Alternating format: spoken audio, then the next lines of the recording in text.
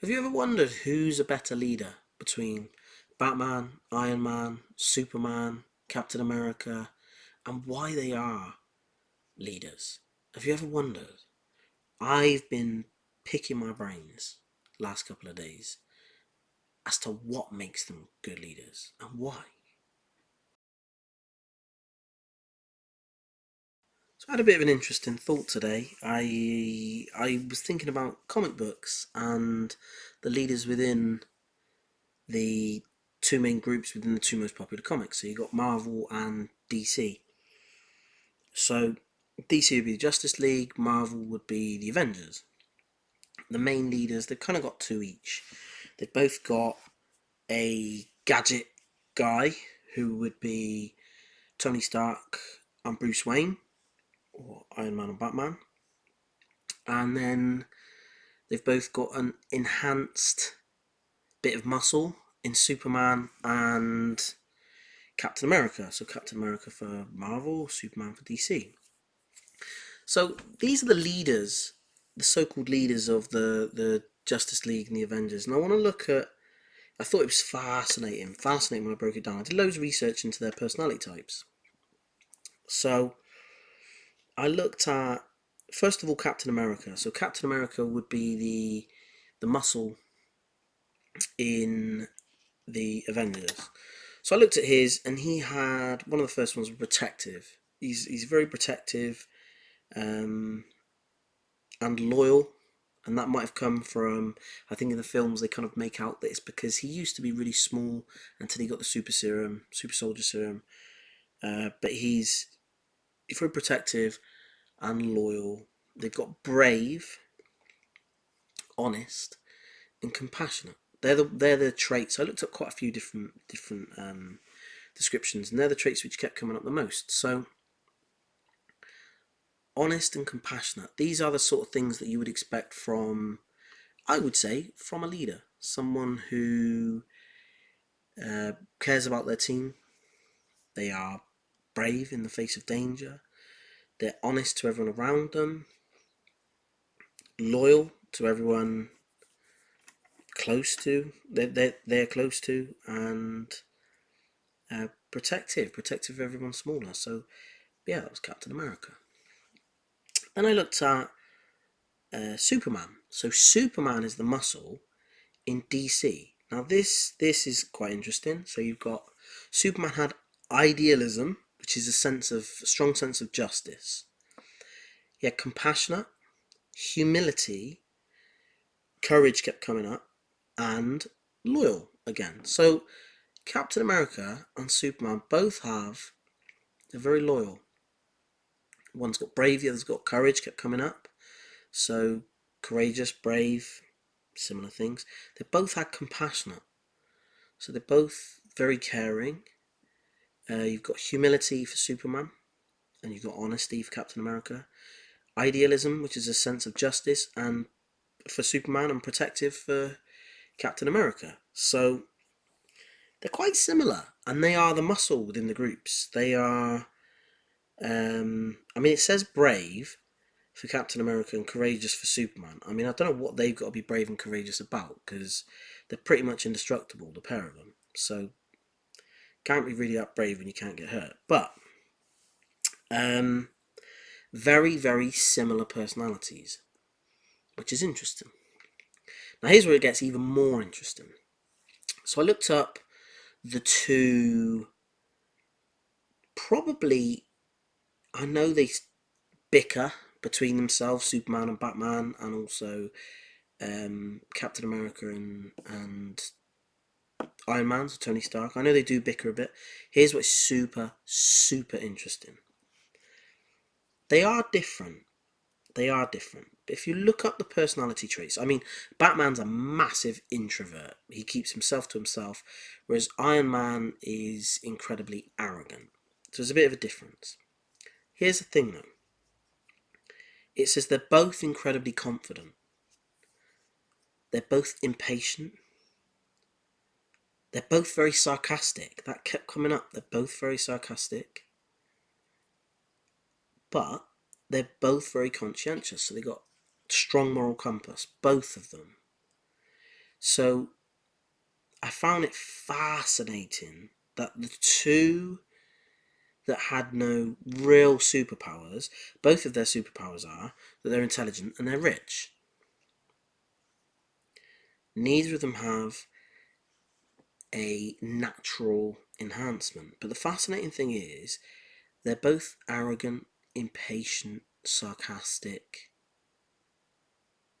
confident, and it makes you feel that maybe they are a little bit intimidated with the sarcastic comments, with the arrogance. Maybe they do feel a little bit inferior around this enhanced being next to them. So,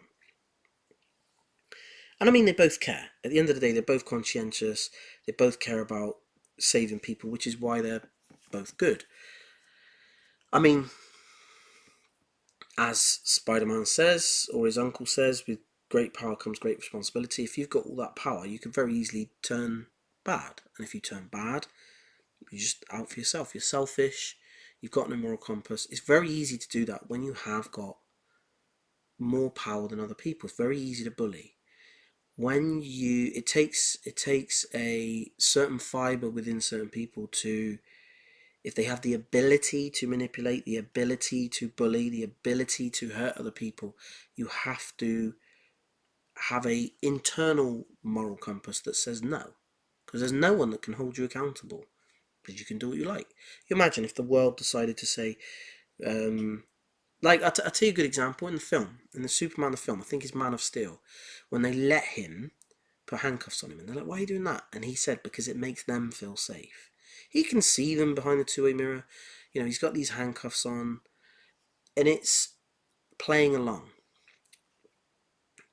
He doesn't have to do that. It's kind of the same with Captain America. When they hand themselves in, they don't have to do it. But what's interesting is Iron Man and Batman, both very arrogant. They think they're above the law. I just find it fascinating that they're both incredibly similar. Now, here's where I find it also very, very, very interesting. So, T'Challa, who is Black Panther, so I'm just looking at the Avengers now. He is, it says, a naturally great leader. He's compassionate, which is the same as Captain America and Superman. He's got great honour and he's loyal. He's courageous, decisive, and wise. Now, some could say T'Challa would probably make a better leader than Iron Man. Potentially. So why is T'Challa not one of the leaders? And I know he ends up quite influential in the end, but, and I understand he joined late, but at the same time, if you go to real world leadership problems or leadership situations, and you've got someone who started a group or someone who was voted in first, if someone better comes along who could do the group better, should that person who has maybe made themselves the leader, what's bigger, them or the team? Do they want to stay in charge because, well, I started it?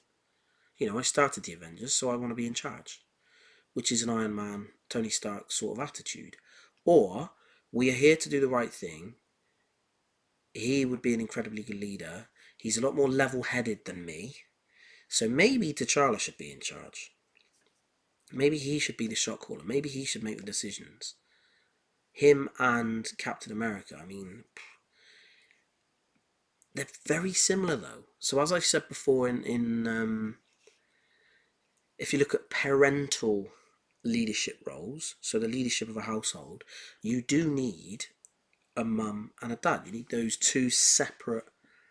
Now, before anyone goes mad, let me put some, make this clear.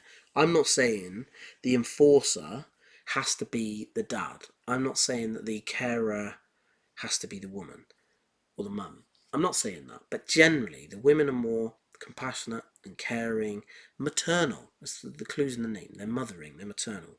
And then you've got the father who's there to protect and provide, and it's just biological. It just is what it is. Obviously, not in every family, like I said, but generally it is that. So here's the thing. Technically, if you look at it, Captain America and Superman are very sensible, very compassionate, very loyal, protective. They're all those things.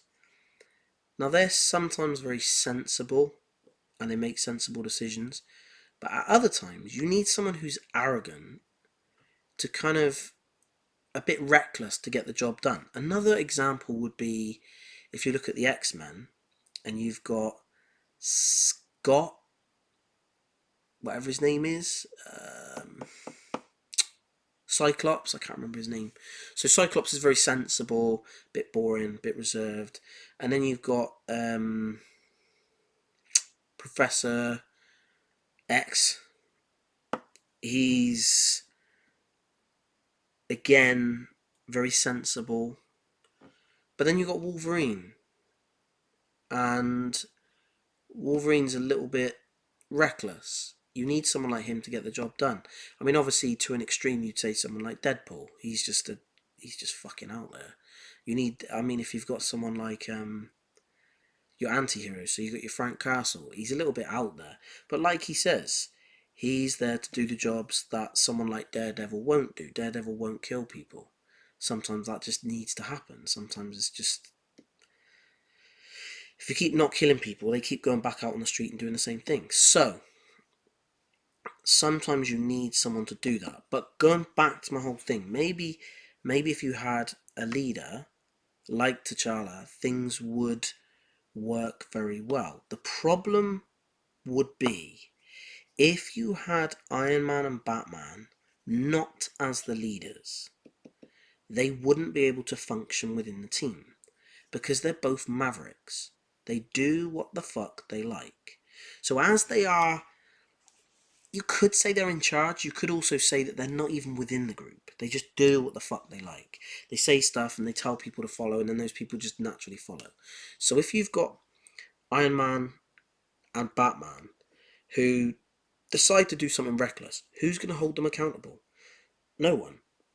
Alright, Captain America will say to Iron Man, bad idea. Then they stand up to each other, and then you've got that Civil War thing, and then they fight against each other. Cool. Batman and Superman, in the end, they fight against each other because they've got different ideals, and it happens in a marriage. The mum and the dad, they have an argument, but the point is they come back together in the end.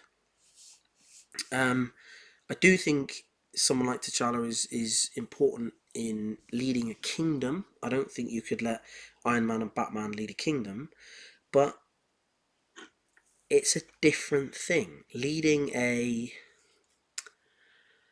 I don't want to say freedom fighters, but leading a group that fight against evil, you need the sensible leaders, but at the same time you do need those reckless ones. So I do think they are vital to the group, and like I said, you couldn't have them as a number two, because if you had Iron Man as a number two and T'Challa as number one, T'Challa wouldn't be able to control Tony Stark. It just wouldn't work. So they're not great team players, they are good leaders. So those are the two that you just couldn't have. For me, in a way, they are natural leaders because they won't listen. Not that they won't listen. The stubbornness is quite a bad thing, but they are very good at getting shit done. Whereas sometimes Captain America and Superman, they're too compassionate. They care too much to not get the job done. They won't let one person die to end the war. Whereas I think Batman and Iron Man, they don't want to, they're not like that, but they're out to get shit done. So I think that's the difference. You need that good combination of both. Now, again, something super, super interesting I found was when you look at Thanos and Lex Luthor. Now, I did look at the Joker in quite a few. The Joker's just out there. He is a little bit out there. Here's what's interesting about Thanos and Lex Luthor. They're both almost identical. Just like Iron Man and Batman are almost identical. Here's where it goes mental. So Thanos and Lex Luthor, a lot of different things said they were both intelligent, both highly intelligent. Cool. Both determined. Okay.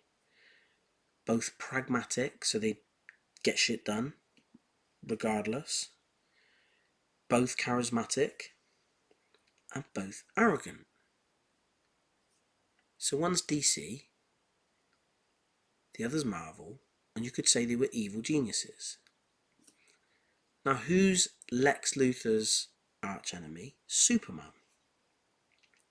Superman is let's call him the sensible one.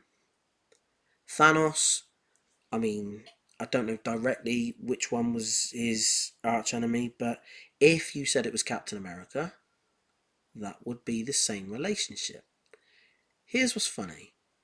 All those traits that Thanos and Lex Luthor had are almost identical to what Iron Man and Batman have. They're intelligent, they're arrogant, they're charismatic, they're pragmatic, so they just get shit done. Like I said, you need the Mavericks, and they're determined. So, what's the difference between Iron Man and Batman and Thanos and Lex Luthor? Because their personality traits are almost identical. So what's the difference? And it will be their moral compass. So as I said, if you look at someone who's got power, like we said about it, with the whole great power comes great responsibility, the whole Spider-Man quote, Thanos and Lex Luthor have obviously, a lot of what they do is for self-gain. Now Thanos thinks he's doing the universe a favour. He thinks he's doing the right thing. Here's what's mental about that. So did Hitler. Hitler thought he was doing the right thing. He thought he was making the world a better place. Now, obviously, genocide is fucked up. You can't be doing that sort of stuff. It's just, it's wrong. You can't do that. And what did Thanos do? He wanted to commit genocide to make the world the universe a better place. So you could say Thanos and Hitler were in the same category, because you've got intelligence, arrogance, pragmatic, charismatic. I mean, Hitler used to do his speeches and he'd rouse all the Nazi soldiers, and he was determined, wanted to get to his end goal. So Thanos, Lex Luthor, and you could say Hitler were or are were very, very, very similar. And the only difference between Iron Man and Batman and those three are their ideals, their moral compass. So what happened to Iron Man with his dad? He lost his dad. And what happened to Batman? He lost his parents. They got a strong sense of injustice. And as I've said quite a few times, that childhood trauma is what sometimes I believe can be the difference between a great leader and someone who's not a great leader. So someone like T'Challa, you would say, is probably raised to be a great leader. He's been trained from day one. Superman, Captain America, they understand their power and they understand that they have to be humble with it and look after everyone smaller than them.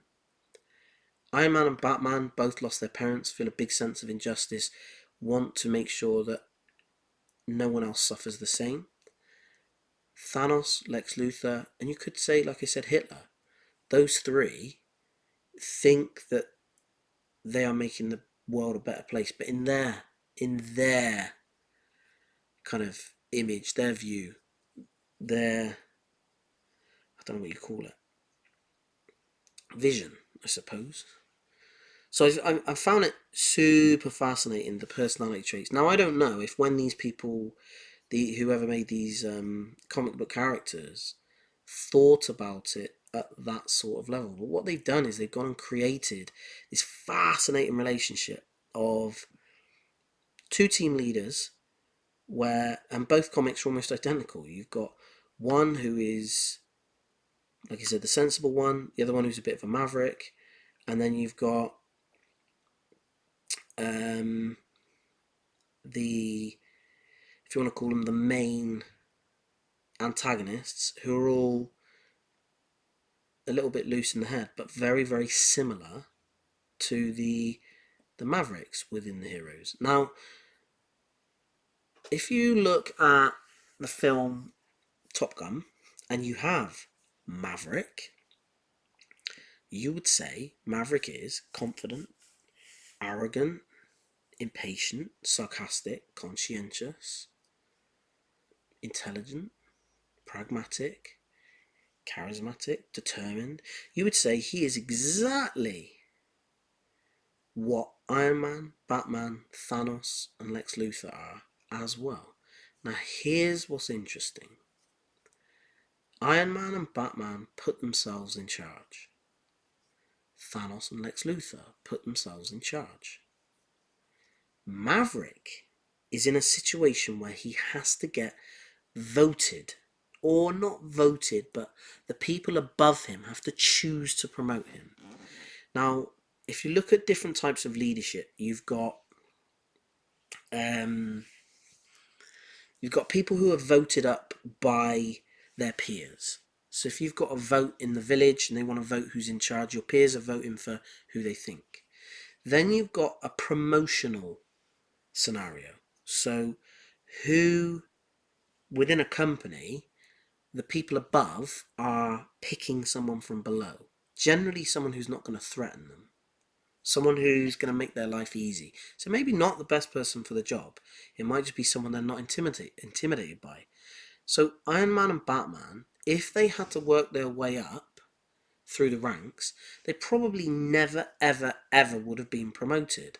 So Iron Man and Batman would have stayed at the bottom forever.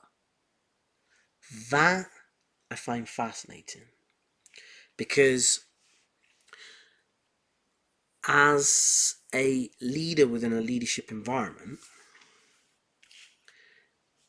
I've said before, in a corporate environment, leaders can't exist. My opinion, they can't exist. Managers can. Managers can.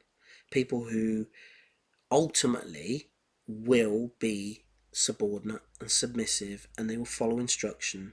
They might be very organised. They might be very good tactically. They might be very good technically. But at the end of the day, they won't make trouble, and they will always eventually back down.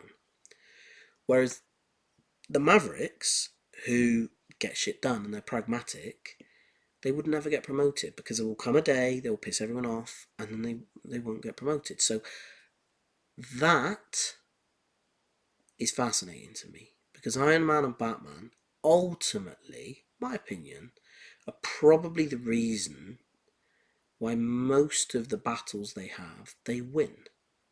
It won't come down to Superman, it won't come down to Captain America. Their loyalty gets in the way. Something happens to weaken them both, and then the person who has no power and instead is just all about using their brains, they're the one that usually will come and save the day. They've got some really clever plan.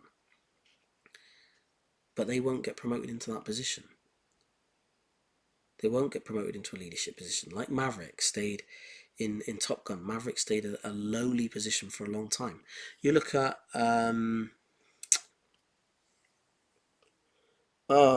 Troy, the film, when you've got Achilles. Now Achilles, you could say, yes, he was arrogant, yes, he was pragmatic, yes, he was determined, maybe a bit sarcastic, he was definitely impatient. I'm not sure about conscientious or intelligent, but he was, you could say, within that same bracket, but they didn't want him. They didn't want to vote him up. They don't want him because he would be too powerful, because he's too good at what he does. So generally, if you're very good at what you do and you're confident, you will never, ever get promoted from above. You might get voted in from below. Now, the only time you can get voted up is if it's not possible for you to be a threat to the person above you. So I think what I would mean is, say if you were the king and the person you're voting up can't ever be king, you want the best person for the job to protect you, for example. Whereas if you are leader of the army, you don't want the best person below you, because eventually they're going to take your job if they're that good. So you're not going to promote them to the position underneath you. You're going to keep them down. So I think if your position is threatened, you're not going to be promoting those people.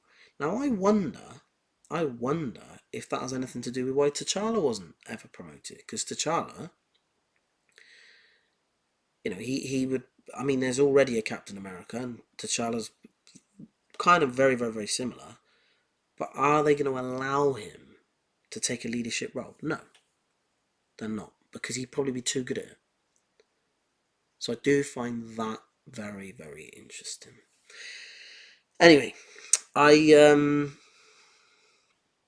wondering how many, and there's got to be some, how many academics there are out there that have studied fictional characters, and especially comic book characters, and their personalities, and how good they are at, because they're kind of exaggerated personalities, so it's easier to study sometimes, but how good they potentially are within a leadership role. So if you looked at someone like the Flash, he'd be horrendous because he's scatty, sarcastic,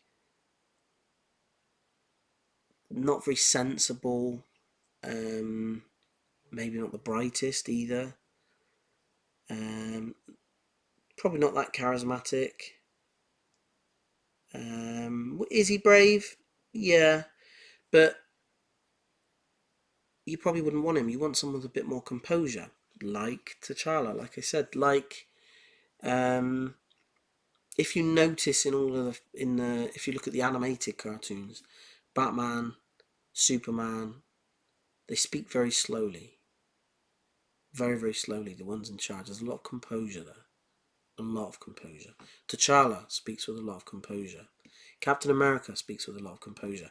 Even Thanos and Lex Luthor, they're very clear and composed in what they say. You never see them having a rant, which is a big difference between uh, Hitler. Hitler did have a rant, so maybe that's one of his downfalls. But a lot of these others, they're very composed. You don't really see them. Yes, you can see them get angry. You see them lose their rag, but they don't lose control, as in composure. They can be composed and angry, but they're not. They don't lose all control and go on a massive rant. Anyway, rambling on. I would love to know if there is anyone who studied these Marvel and DC characters and their personalities and their leadership potential. I'm fascinated by it. I mean, I've just thought then as well, actually, the difference between Ant-Man and Iron Man. There is a difference. There is a difference. They're both sarcastic, both impatient. Iron Man's definitely more confident. Iron Man's probably more arrogant. But I would say Iron Man is more confident in his position, confident in his ability to lead. I'm in charge. That's his sort of attitude. Whereas Ant Man's not like that. So I think your confidence in your leadership skill goes a long way as well. Anyway. I'd love to know your thoughts on this. I'm fascinated by it. So I love looking at fictional characters, just because, like I said, their personalities are generally a lot more exaggerated, which makes it easier to look at. And I think sometimes it's difficult to look at real people because sometimes you don't see the real them, whereas a fictional one, that is just their character. So yeah, if anyone's got any thoughts on that, or if you know anyone who has done any studies, please point me in the right direction, because I would love to speak to them. I want to get some interviews in soon, and I'd love to interview someone about these fictional characters. I might see if I can get hold of someone who was involved in. I mean, obviously, it would be brilliant to interview someone like Stan Lee, but that's not going to happen anymore.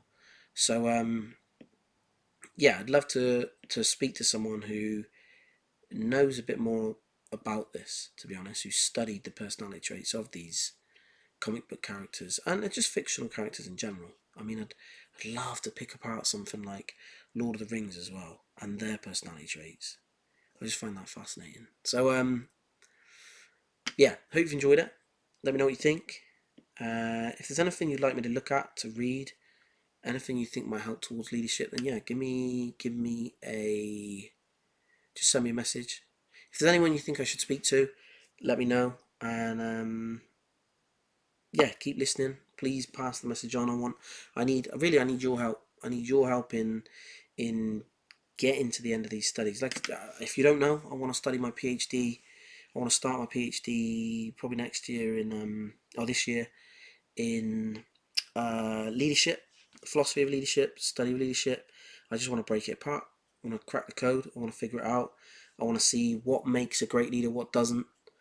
Whether you need to do it in, whether you need those personality traits from childhood, whether you can teach someone to be a great leader. There's a big difference between a good leader and a good manager, and I think a lot of people think they can be great leaders, but there's a big difference between someone who's playing a leader and someone who is a leader. I think there's a big difference. So yeah, let me know what you think.